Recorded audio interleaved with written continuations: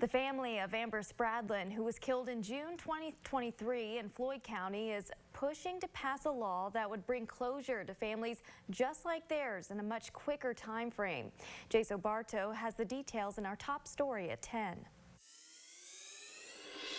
408 days. That's how long Amber Spradlin's family waited for arrests to be made in connection to the 38-year-old's murder on June 18th, 2023. That was the hardest thing, I think, was just waiting all that time, knowing what the evidence was and knowing what we were going to expect it to show. Michael M.K. McKinney III was charged with Spradlin's murder. His dad, Michael McKinney II, and Josh Mullins, a family friend, were charged with complicity to tamper with evidence. But what took so long for the evidence to be processed? Amber's cousin, Debbie Hall, says it's because of poor funding and low salaries for KSP crime labs. They can go any surrounding state and make about $20,000 more per year. Amber's law would help solve that issue.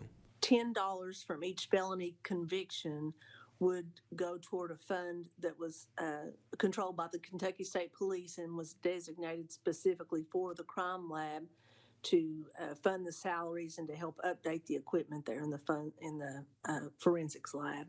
This isn't the first time state lawmakers are seeing this bill. It was introduced in 2020 by Representative John Blanton, but fell short.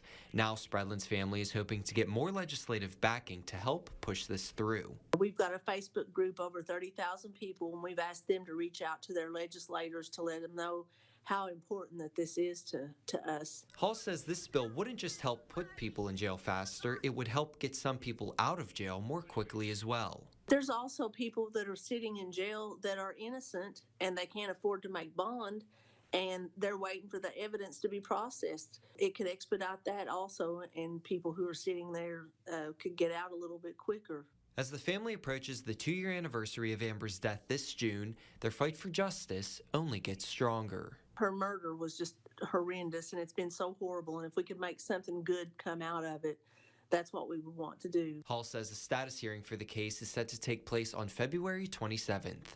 Jason Bartow, Fox 56 News.